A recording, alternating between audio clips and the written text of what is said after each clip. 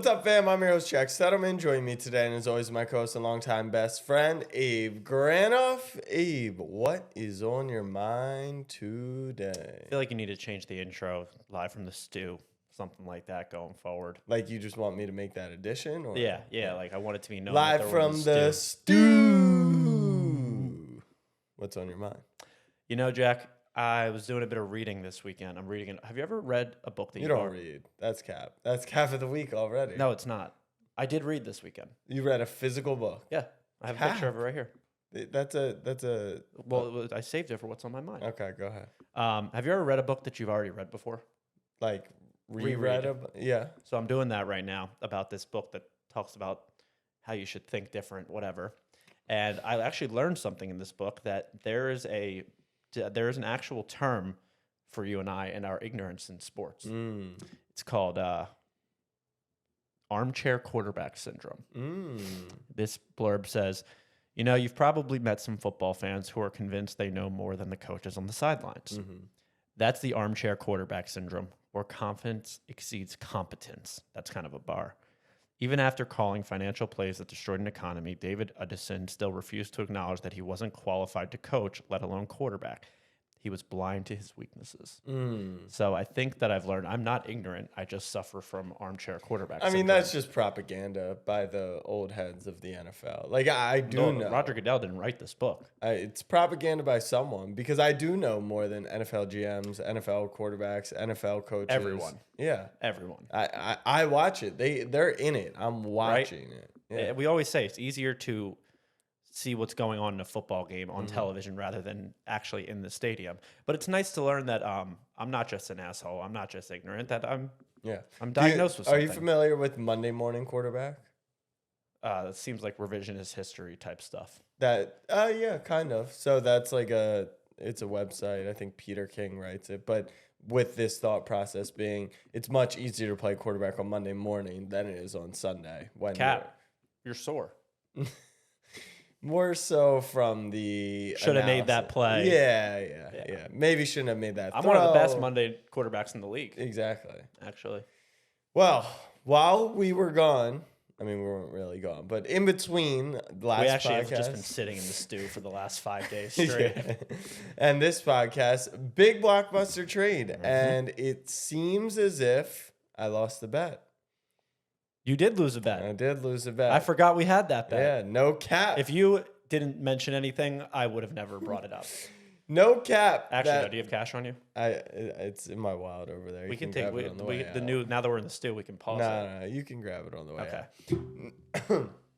Bear said no cap. We're not capping that Justin Fields is our quarterback, and they elected to trade the first overall pick in the 2023 NFL draft to the Carolina Panthers. The Panthers gave them pick number 9, pick 61, next year's first round pick, 2025 second round pick, and DJ Moore for the first overall pick.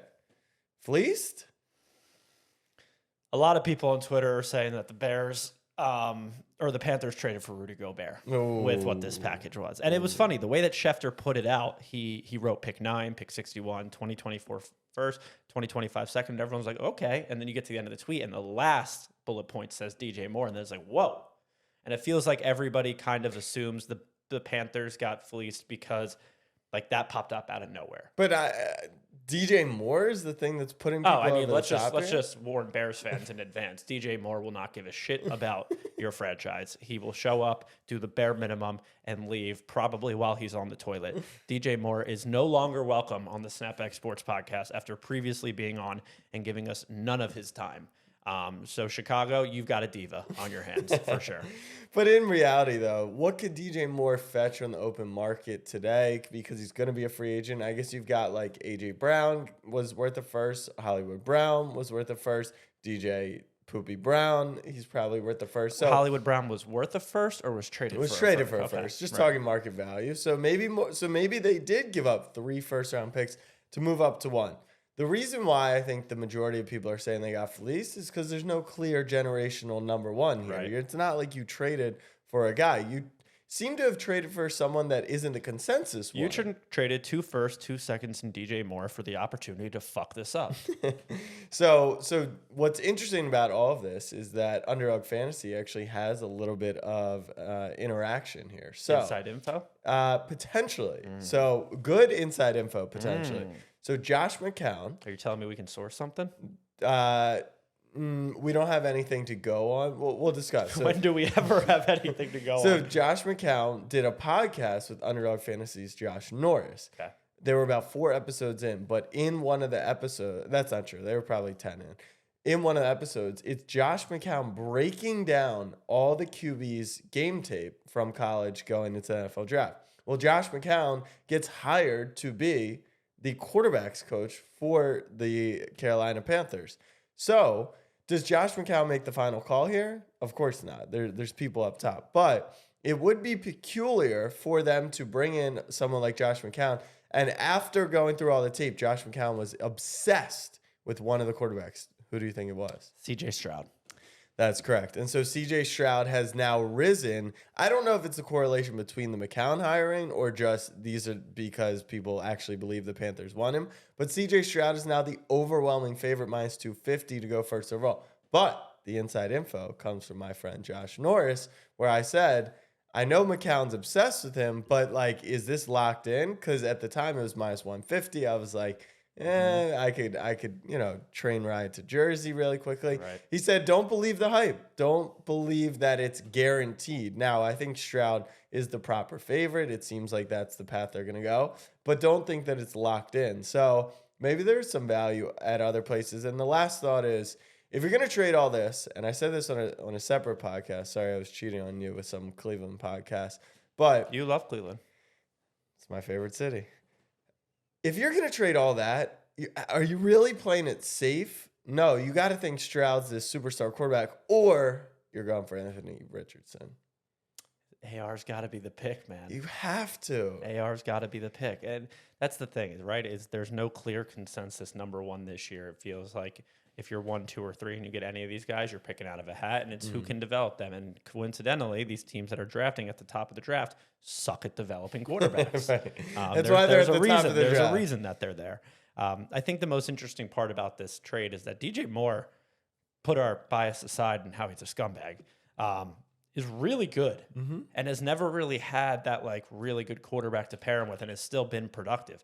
If Justin Fields is taking a Jalen Hurts type leap, if Justin Fields is taking a massive leap and like building off what he did this year, who knows if DJ Moore could be a first-round pick? And they essentially got a first-round pick for a first-round pick like the Eagles did with A.J. Brown last year. He's not A.J. Brown, but maybe he can be a wide receiver 1. It just, you know what is the kicker in all of this is that the Bears just traded the 33rd pick for Chase Claypool as well, and he absolutely stinks. Is that true? I just said it. Okay, then I guess it's true. Everything you read on the internet or listen to on YouTube seems to be true. So we agree that for now the Bears won the trade. I'm going to go hot take, though. I think they lost the trade. Why? Because I don't think they should have kept Justin Fields. I'm going to continue to hammer that. I'm rooting for $100 on something. You might as well go down swinging. I'm rooting for the kid. He's on my dynasty team, him and Jalen Hurts. It's a dynamic rushing quarterback duo. Some call it the duo of running backs on the baby goats. But I just think that Fields isn't the long-term answer in Chicago. But now they got the tools. Why, though?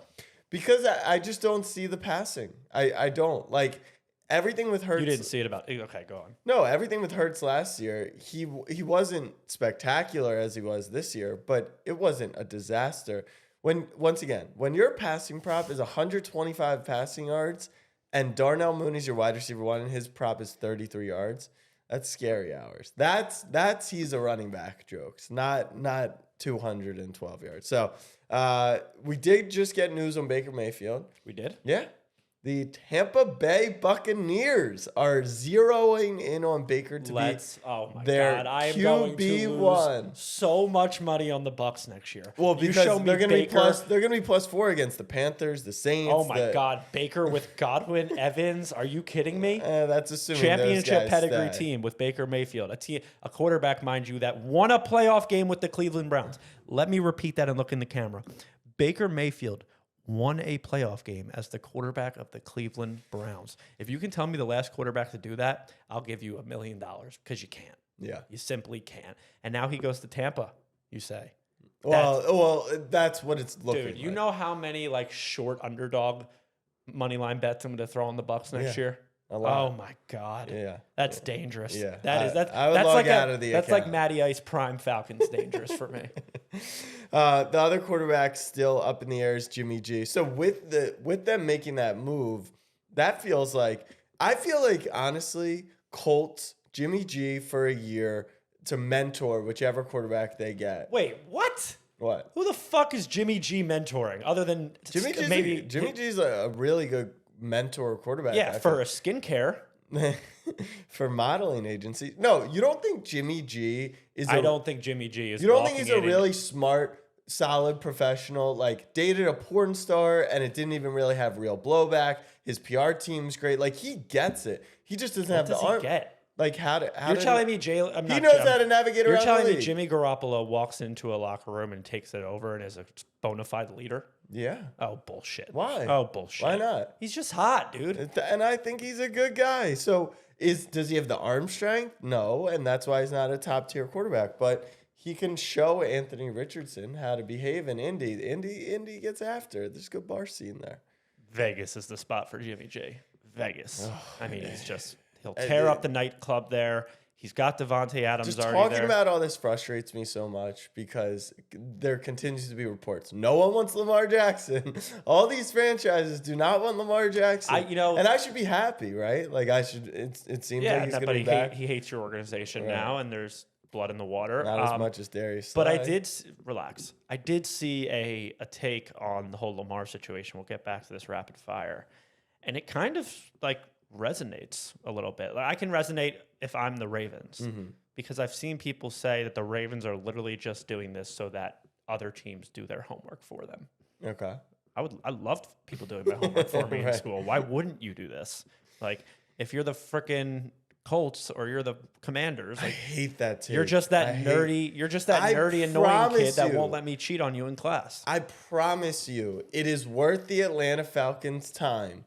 Even if it creates the contract, have a conversation. Just pick up the phone, shoot him a text, get in the MetaQuest headset with him and his Status Pro game just to talk to him. All right, here we go. Rapid fire predictions for these free agents. Are you ready? You're going to go first. Let's go. Jimmy Garoppolo. Vegas. Bobby Wagner. Buffalo. Javon Hargrave. Stays in Philly. Juju Smith-Schuster. Prison. Chauncey Gardner-Johnson. My basement once I kidnap him when he tests free agency and tries to leave Philly. Odell Beckham Jr. Dallas. James Bradbury. Chiefs. Okay. Chiefs for Odell. James Bradbury, New Orleans. Okay. All right. Run me through.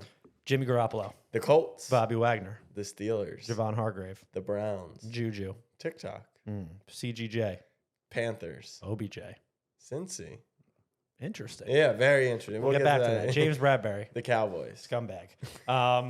OBJ to Cincy. They move on from T. Higgins? That's kind of the vibe. Tyler Boyd maybe retires? Yeah. Retires. He's that old as fuck. He's like 28 or 29. I don't know. I feel like he's been playing. If you played on the teams with AJ Green in Cincinnati, I feel like he also played with TJ Hushmanzada at this point. So, all right. I do think the most interesting one might be Odell to Cincy. So he wants to go to a contender. The team that fit last year, there were two teams, the Packers, which weren't contenders, and then the Bills. The Bills seem to have lost all their sex appeal from losing one playoff game. Now you've got T. Higgins, who could be a trade candidate. You've got Tyler Boyd, who apparently is retiring. Yes. That's first reported. It just feels, you got the LSU connection, Jamar Chase. I didn't even think about all that. So it's a weird spot. It's not but all the sexy cities, I mean, Miami, New York, LA, all of them, their teams stink right now. So I think I would contribute part of OBJ's salary if I just saw one Instagram of him, Burrow, and Jamar Chase in the snow in those white uniforms together. Come on. Like, that's Come perfect. on. I see it as a perfect spot for the Saints. I think someone pays Juju and fucks that up, and OBJ slides right in there. Oh, you said OBJ to the Saints. Oh, you said Chiefs. OBJ to the Chiefs. Gotcha. To the Chiefs. I feel like the Chiefs probably need guys they can almost like rely on, and this is like a cherry on top type vibe. Like a guy, like you don't know if Odell's going to be wide receiver like, one, wide receiver. You wouldn't have said the Chiefs need a guy that they need to rely on in Juju last year. You knew he was going to play all 16. The Chiefs don't need somebody they need to rely on because they have Travis Kelce. But you need bodies, and they just What? Odell feels like an added piece. Not like you can't count on him. Mm-hmm. I mean, he's asking for $20 million a year. What we're not going to do Did this he? offseason, what we're not going to do this offseason is do what we did from weeks like 7 to 13, where we were on 7 to 17. 17, and when we were on OBJ free agency watch, as if it was like the fucking OJ Simpson car chase. This is my point: is if it's not that impactful, then It's not that deep. Right. It's not that deep. Then it's probably not going to be a key player. So maybe the Chiefs do have a ton of people. So Chauncey, you're keeping in your basement. You've got Juju going to prison. Hargrave was really good for you guys, right? Hargrave has been unbelievable. He's going to get paid. How long has he been there? 3 years, He's I a believe. draft guy? No, we traded him, traded for him from Pittsburgh. Oh, nice. He has been unbelievable. He's probably going to get paid. The Eagles did sign Brandon Graham back for a 1-year deal, which is nice. But yeah, I just think Howie has always historically emphasized the offensive and defensive line. And I don't really see that changing. I think if there's spots that we're going to lose at, it would be more so the secondary or the linebackers, where we haven't valued that position. It is very Ravens poverty-esque of you guys to favor the defensive line over the secondary. Over the secondary, right? Why is that poverty? Because it's Win a in the passing trenches, league. they It's say. a pass. That's what they used to say. No, this they is what still I'm do. trying to communicate to the Ravens front office is you got to win the trenches, obviously, but now you got to be able to cover. I guess against motion, you guys have some trouble. So, all right, that's the NFL, and thankfully, we will talk about him later. I forgot that he's on that graphic. No one cares about Aaron Rodgers. That's not true. Do you care? No, but that's not true. Jets fans care. People care. It's Packers Aaron are Rodgers. over him. Packers are over. The Packers just wanted like the finally to be released. Yeah. You know what I mean? But people care about Aaron Rodgers. Like he's still really fucking good. I'm sorry. He's annoying, and we'll get into our internet graphic of the week where it's asking who is the NBA equivalent to Aaron Rodgers. It's a no-brainer. One championship, a weirdo, head case off the court or off the field, unbelievable on the field or on the court. It's unvaccinated. It's Kyrie Irving. Like I don't see how it's not. Does Aaron Rodgers hate parlays? Probably. Yeah, probably. Well, like Aaron Rodgers, like hates everything. Yeah. You know? So he probably he hates his family. So and Kyrie, you saw that live video where he referred to Ja Morant as 12-ski. Aaron Rodgers wears number 12. Okay. 12-ski. So NBA equivalent of Aaron Rodgers, just absolute superstar, bona fide Hall of Famer, unbelievable talent, whack job weirdo, unvaccinated Kyrie. Okay. I mean, yeah. There's nobody else. I guess Kevin Durant, to not the exact parallels that you talked about, but always just seems never satisfied, even though that the team that is paying him so much money is doing everything for him. For example, you go back to Brooklyn. They let him sit out a year and paid him a fully max contract, right? Yeah. The Knicks wouldn't. The Knicks are a much smarter franchise. The Knicks wouldn't, but they did for him. Then they bring in his best friend, Kyrie Irving. Full sweep, DeAndre Jordan, come on over, right? So they do all that for KD. Then they get James Harden. Then Royce O'Neal. they get what was he do? What was it? Oh yeah, there it is. Okay. Why would they do that? Then you've got Royce O'Neal, and they just did everything for him. And then even with the Phoenix deal, like they let him pick his spot. Now they got a better player than Kevin Durant and Mikal Bridges, but I would say a little bit of Kevin Durant, but I think the parallels to Kyrie Irving. Perfect. And the fact that Kevin Durant and Kyrie Irving played together. Oh, now he's going to go to the Walmart New York franchise, Right. just like Kyrie did. Exactly. So it's a good one. Kevin Durant is injured, out 2 to 4 weeks. The report was weird. It was from Washed Up Woj. That's a good nickname for him, right? Washed Up Woj. 2 to 4. Adrian Wojnarowski. And then he'll be reevaluated. That seems like a little bit of a hedge on Woj's part, right? I'm well versed in Dr. tweets that say reevaluated in 2 weeks, because I feel like between Markelle Fultz, Ben Simmons, Joel Embiid, and everyone under the fucking sun that's ever stepped foot in Philadelphia, I've seen they will be reevaluated in 2 weeks. Reevaluated means we'll just text you in 2 weeks, but you're still going to be pissed about it. Right. Like, that's what I feel like LeBron's reevaluation has to be coming up pretty soon. LeBron's reevaluation's probably coming up in a week or two. But you know who's not being reevaluated anytime soon? Who's that? Benjamin Simmons. No, he's fucking not. I wish Cuck of the Week was every Thursday and Monday, because Jacques Vaughn just deserves to be Cuck of the... I haven't heard about Ben Simmons in a while.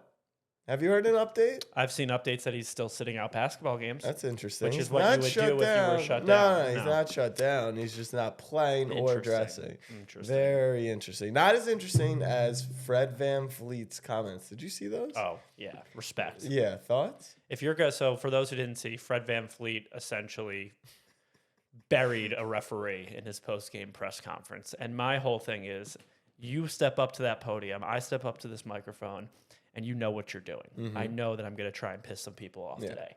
Fred VanVleet got up to that microphone, was pissed about the refs, knew if he... Here's my thing, right? If Fred VanVleet's going to complain about the refs, make it worth it. Right. It's like fouling someone on the way to the basket when you have a foul to give. Like, if you're going to foul, make it worth it. Don't make it so they can get an and one or something. Like, hack them.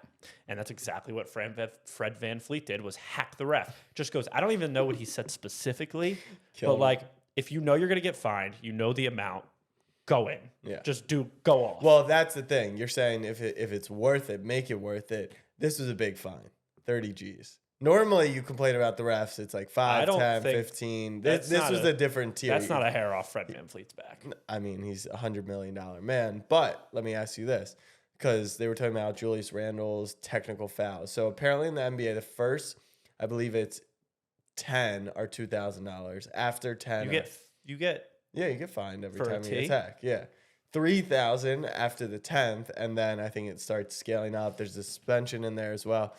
What do you think? Like, put yourself in their shoes, right? You're a professional athlete. Is a fine worth it for a tech? Is a fine worth it going at the refs? Would you be like the type where you don't want to get fined, where you don't care? I think the fine where it's most worth it is the refs. Mm-hmm. Because if you are getting teed up in an NBA game, maybe you're jawing at your opponent, right? Your opponent can come back and hang 30 on you and kind of put you in your bag. If you go off on a little referee, they're not going to say or do shit. Well, that's not true. Because so this ref, I don't even know his name, has reffed 8 games of the Raptors this year, I think, and has given VanVleet 6 techs. Ooh, the Scott Foster to CP3, if you would. Exactly. So maybe my point is, like, there's rarely will there be pushback if you go at a ref other than your wallet. Whereas if you go at, like, Dylan Brooks, for instance, like, but if I hate that motherfucker. He might strap you up, or I'm not. You can't say so we actually have a Monday mailbag later where I think this would be perfect to talk about right here. I'm not going to tease it, but okay, all right. But yeah, going at the refs because they can't do shit about it. Okay, all right. Cap of the week. My cap of the week is your March Madness bracket analysis. We'll have a Snapback Fam bracket coming out. Today is Selection Sunday while we're recording this. By the time you're hearing this, the bracket will be live. You'll have to jump into our Discord, which you'll be able to find all over our social media. $2,500 prize pool this week. This tournament. Do you think that I would ever, like, let's say I entered a Snapback giveaway under a ghost or an alias or something, you would... This isn't a giveaway. This is if you win the bracket, you win the cash. So Hallie will be in there. You can get in there. Okay. We're working with a company called Byte Bracket. I like that. So it's actually interesting, and I'm curious what your thoughts are and what your algo will be. So the way Byte Bracket works, similar to Tournament Challenge, but you can create your bracket or your suggestions based on 10 factors. So on a scale of 1 to 10, how much do you care about 3-point% shooting? Like, when you're creating your bracket. So you're creating your own algorithm, and they're going to spit out your team. Exactly. So I think... Well, just make suggestions for it. So I was going to bring this up because I think I'm doing it for the first time, and I know this is your bread and butter. Yeah. Thinking about doing a Calcutta this year. Oh. So for those of you who don't know, Let me get in. Well, I don't know. Our budgets are different. No, I'll play your budget. Okay. For those of you who don't know what a Calcutta is, and Jack, correct me if I'm wrong, you auction off all 64 teams, starting from the 1 seed all the way down to the play-in teams, and you bid for those teams against other people. Let's say $500 a team goes for. There's a certain amount that you win back each game they win in the tournament. Round. Yep. So let's say my Penn State Nittany Lions, who we are a basketball school, just let that so be are clear. the Horns. So are the Horns. We're going to be like a 9-10 seed, I think. Yeah. So chances are, if the Penn State Nittany Lions get out of the first weekend and have 2 upset, you're going to be in the profit as is. Sure. But if you're going to invest in an Alabama, if you're going to invest in a Kansas, you kind of need them to go to the Final Four of the Elite Eight. Correct. So what has your strategy typically been with Calcutta's? So I actually am a big pay to play type guy because go big or go home. Yeah, the odds aren't perfect. Like I had Kansas last year, so you're only like 3xing your money on a win when they were probably like 8 or 9x. But your risk as they win games obviously goes down. I was big on Purdue last year. I guess I had them a year early, unfortunately. Jaden Ivey, bum. But the real money to be made is on the 10 seed that makes it to the Elite Eight. There's no doubt about that, because that's $40, and Kansas is $500. So your face lit up when I said the words Calcutta. Calcutta is it's sex. No, like, I mean, my favorite. My March Madness boxes are back, baby. Oh, you're back on every the boxes? halftime and every full time of every game in the tournament. There's a payout. We're hitting the net. We haven't hit one in 3 years. The first year we did it, we paid. You haven't hit in 3 years. You haven't hit one box. I know we might have hit one last year, but didn't profit. 2 years before that, over. That's crazy. Crazy. Every halftime, every You have full one time. box, though? Just one? I think we have 2 this year. They got more boxes? Manifesting hitting the... They have more boxes? Relax. you got your itch? You have a problem. No, I don't. Yeah, you do. No, I don't. You have a problem. But yeah, boxes for March Madness. We're going to turn it around this year. We're manifesting the final score of the national championship. Okay. What's that payout? I don't know. Okay. Probably won't know either. Anyway, so in the bite bracket, you get to pick things. So like 3% shooting. How much do you care about that on a scale of 1 to 10? Like when you're thinking 7. about a 7, okay. 8. Quad 1 wins. What's that mean? Like the beating best. You beat good teams. 6. Okay. Opponent points per game. So like how many points you're letting up a game? 5. So essentially, this is how it's going to work. It'll spit it out, but it'll be pretty normal. I mean, and you don't have to listen to what the algo spits out, but it'll be cool. But my cap of the week is your March Madness analysis, because there's like 109,000 college basketball teams. You have barely watched any college basketball all season. We have even gotten to a mature place where we don't even come on here and try and act like we know anything. No. Although I did pick Kansas last year and I did pick Baylor the year before. So I don't know. We'll see. But over the next 3 days, everyone dives deep into numbers and analysis and whatever. I went 2-18 2 years ago on day 1 of March Madness. So I'm looking for a bounce back this year. I'm excited. Are you celebrating the festivities, going into the office? I'll be celebrating the festivities for sure by gambling on them. I've just been throwing live over-unders in the conference tournaments. Yeah. But yeah, nobody knows anything about March Madness, and everyone tries to act like they do, and that's perfectly fine that you do that. It's like whenever there's some big fight in UFC, and you're like, you're casual UFC, everyone knows what such and such technique is once he goes to the ground. When the Olympics come around, everyone's a fucking Apollo figure. Ono, right? Everyone's Apollo Ono and judging his turn in the speed skating. The same type of shit. I probably will only do the snapback bracket. Okay. I think I'm over brackets at this point.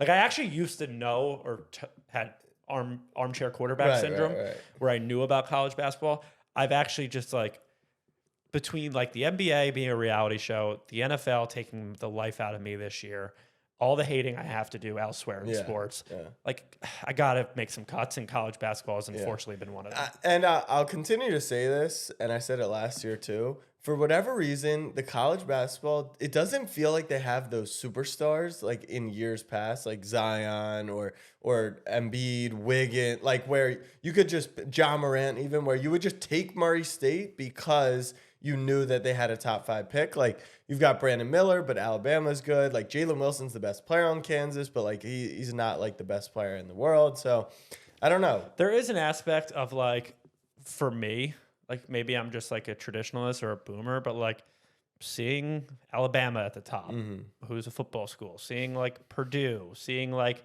Houston. That's not what I'm used to. Right. You I want want the like Blue Carolina's Bloods. out. I want Carolina. I want Duke. I want Kansas. I want the Nittany Lions. I want Kentucky. Yeah. The Horns, I don't care St. about Louis, Creighton, St. Mary's, California. Yeah. Like, congrats, you had a good season, but you're not him. Yeah, you're not. You're not the Blue Bloods. All right.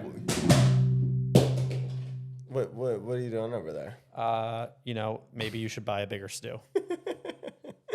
We're in New York. What'd you knock over? The number one Sports podcast and Devontae Smith autographed helmet. Wow, you're over Smitty. No. Okay.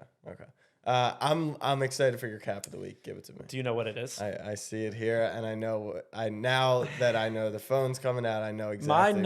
My cap of the week goes to a man. I don't know his name, but he is the owner of a strip club in Denver, Colorado, that goes by the name of, ironically, Shotgun Willie's. Shotgun Willie's says Ja Morant spent over $50,000 on tips a few weeks ago. Let's just give a round of applause for Ja. Very nice. Hey, I love a good tipper. And here's where we start capping. This kid, real young, no cap, he's young, 23, was exceptionally respectful and sweet, and he did not drink. He's marvelous.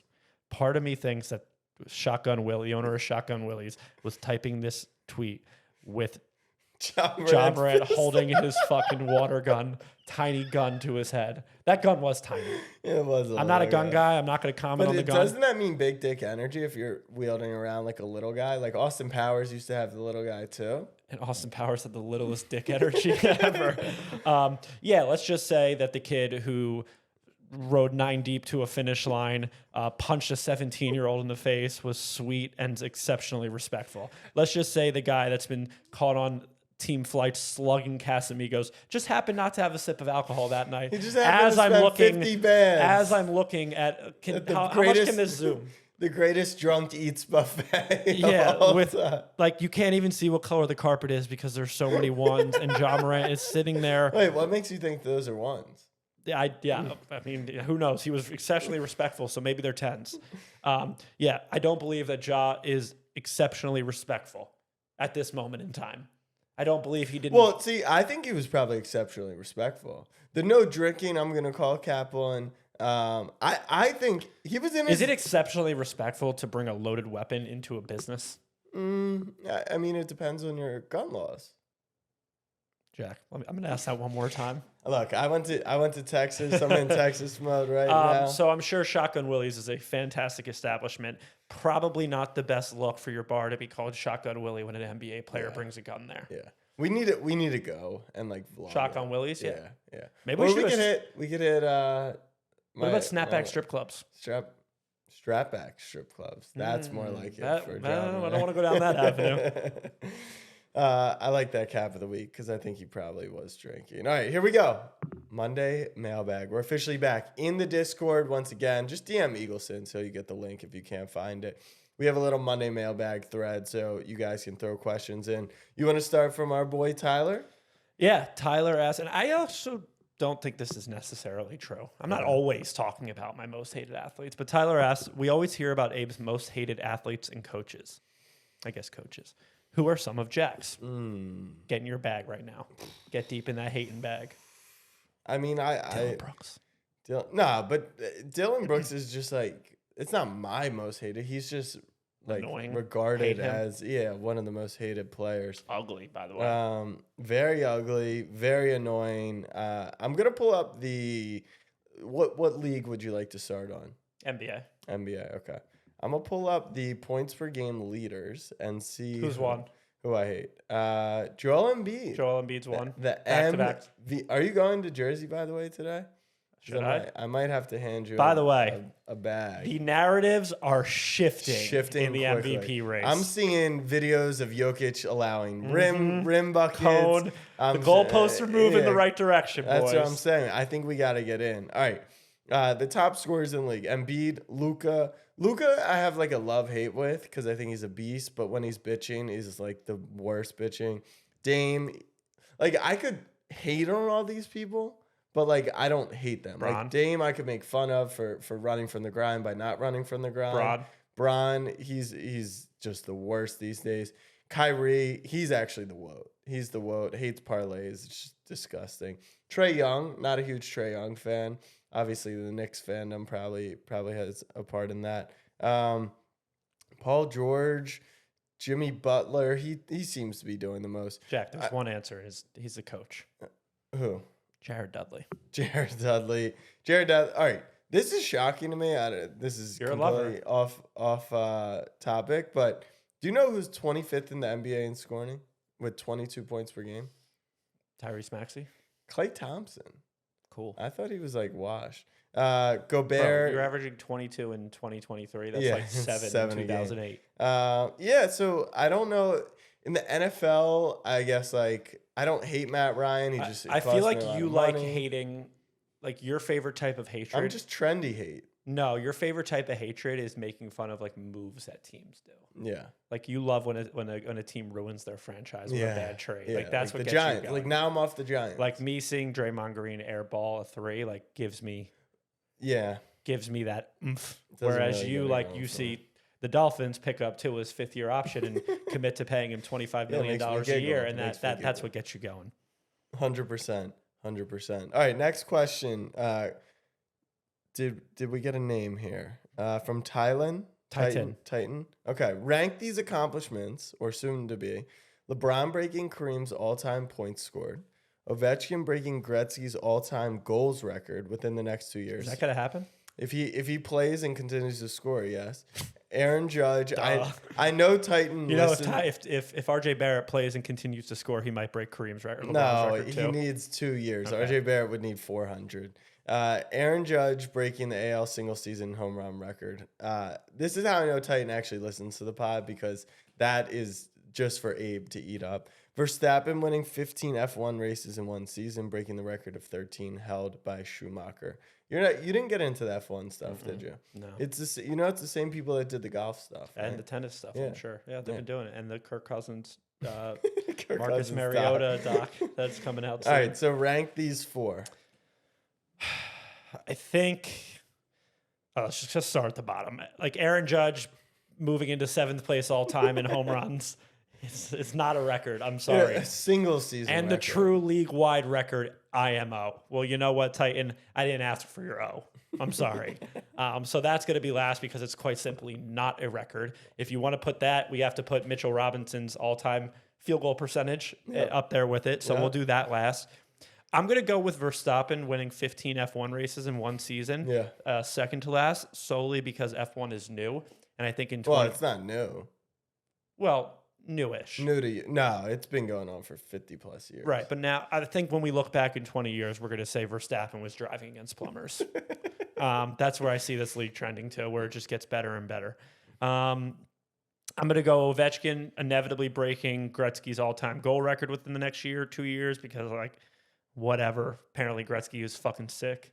And number 1 is LeBron breaking Kareem's all-time points record, solely because and I don't want to go down the rabbit hole and the ESPN Gluck 3000 of it, but he came in with the world on his shoulders, expectation. Yeah, you get where I'm going with this. My rankings, number 4 would be, I'm going to go with Verstappen at last, because not that it's a bad accomplishment. I think he's going to smash this record this year. So let me just give you a 30-second F1. Make it 20. Okay. Max Verstappen is the best driver in the world right now. And F1, it also depends on your car. So you're at a major advantage if your car is built better. Last year, Ferrari had the better cars. This year, Max drives for Red Bull. So this year, he's the best driver and has the best car. He might win every race. Is it a Mickey Mouse year? Yeah, not Mickey Mouse. It's just they're going to dominate unless something tragic changes. So I think they could win 10 in a row. They're going to do some crazy shit this year.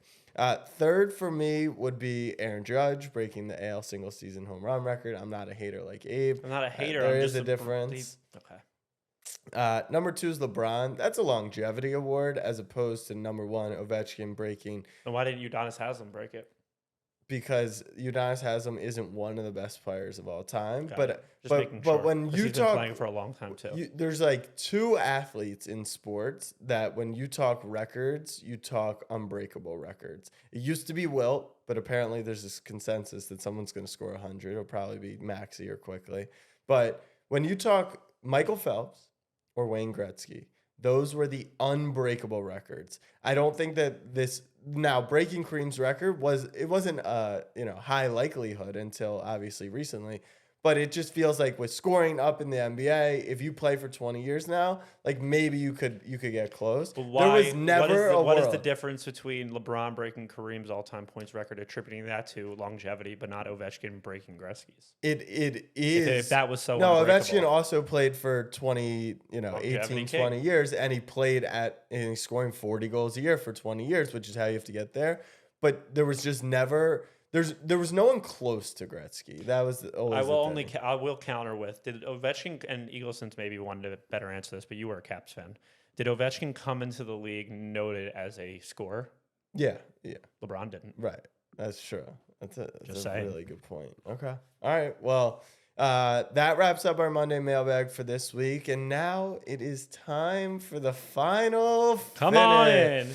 For those of you that aren't watching on YouTube or clip, maybe we'll clip this, but assuming he didn't change out of his T-shirt, Eagleson joined the podcast today. Oh, nope, he's got it. Wearing a shirt that essentially is an AFC East Division participants T-shirt. It is simply a Dolphins T-shirt that just show me the bottom.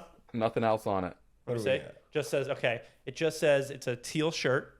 It says AFC East Division. It has the logo of the Dolphins and says Miami Dolphins. Eagleson just wanted to rep the fact that his beloved Dolphins play in a division that produced six Super Bowls in 20 years. So Eagleson, congratulations! You should wear that shirt with pride because I'm going to be looking for an NFC East participant shirt soon. Oh, it's so good, so good. All right, but. You're wearing the final Finnet. It is the final Finnet, I mean. You're wearing the Finn shirt. They are a part of the AFC East, as you have confirmed. But you know how it goes. 1 minute to talk about the Miami Dolphins.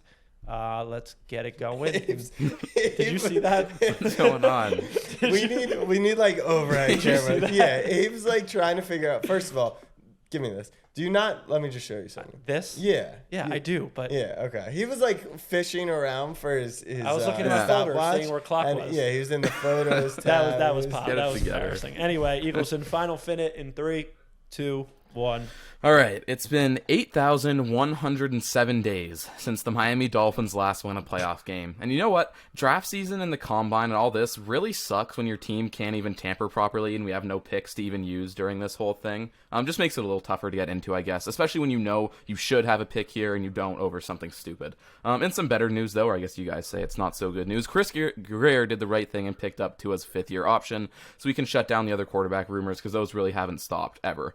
So that's nice. They're showing a little bit of confidence in him. They also created $40 million in cap space because the cap just isn't real. They restructured Hill, Chubb, and Armstead, and they officially cut Byron Jones finally. Not sure if he's retiring or what his deal is, but that's almost $14 million off the books with just him. So we're in a better place cap-wise now to make a few moves. I have my eye on a few free agents, one more than most. His name is Mike McGlinchey. I'm not sure if you know who he is.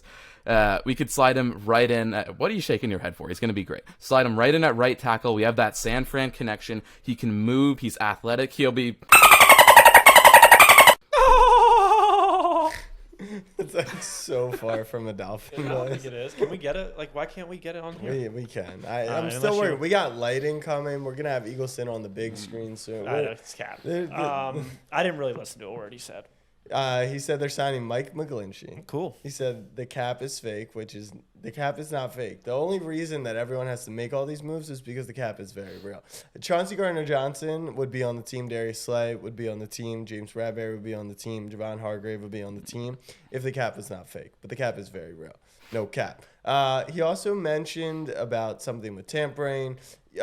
It's tough to follow. You're back on Tua's QB1? Yes. You want him? Because I feel like when he didn't play in the playoff game, you were out. So on him. no. So what's the situation? I was out after the game against the Packers. Do you guys remember that? It's like all the shit had happened. I'd lost all the games in December. I remember it very well, actually. Yeah. I actually predicted that you guys would lose 4 in a row. You called And that's me crazy. exactly what happened. You said Tua was better than Justin Herbert. And You also said they wouldn't make the playoffs when they were plus 700. That was nuts. Well, they did. We almost beat the Bills with Skylar Thompson. they We kind of did exposed them. But You never almost beat them. But hang that banner. Next to I would AFC love East to. I division. legitimately think we did. But So you're I'm in on Tua. Tua. Just lots of frustration after that stretch of games. But yes, I'm in on Tua. 100%. And then if we can just fix that O-line, Mike McGlinchey on his blind side at right tackle would be perfect. The O-line saw such an improvement last year just with Armstead by himself, but even Connor Williams. Guys hated on him coming into it, but he had a great year. He was good. Robert Jones, other guys like that. If we can slide him in, Mike McGlinchey right on that right side, it'd be so good. Tua's never going to get hit. I would argue that if you are in on Tua, like you say you are, that it's actually a bad idea that you guys picked up his option and didn't try and buy low on him right now after a you should have locked him in for the long term. If you are in on Tua, which you say you are, it seems like the smart move would have been let's buy low and sell high. Well, who knows? Maybe Tua wouldn't sign and wanted to take this year to prove himself and get more money. I don't know. A franchise tag, or he wanted a 1 year. Yeah, no, he wanted his. He didn't want $4 money. Yeah, he million. didn't Well, want maybe that money they were offering him wasn't enough, so this was a better option for him to take a proven Why year. not? If you're so in on him, I don't know what Yeah, he's there thinking. should be a blank check. Maybe if he you're thinks in he on can it. come in this year I'm and in go on Jalen fucking Hurts. I would crazy, give him a and blank I check. think he can. It's just interesting. It to is. me We'll see this how year. you can be okay. no with consistency. Lack of which I thought we've taught him better. I don't know. Chauncey Gardner-Johnson's going to come to Miami. It's going to be great. We're going to have a top 5 defense, top 5 offense. Probably go to the Super Bowl. Right. Top 5 team in the league. Might be one. Yep. Surely we won't be here in a year counting 8,458 I days. really hope Surely not. Yeah, surely not. We surely will. All right, Eagleson, thank you for the final finit. Abe, any final thoughts? Let's have a good week. Let's win some money on brackets, Calcutta, and go Nits. Go Nittany Lions today. Big Ten champions by the time you listen to this. Okay. All right. Snapback fam, have a great week. Much love. Welcome horns. Peace.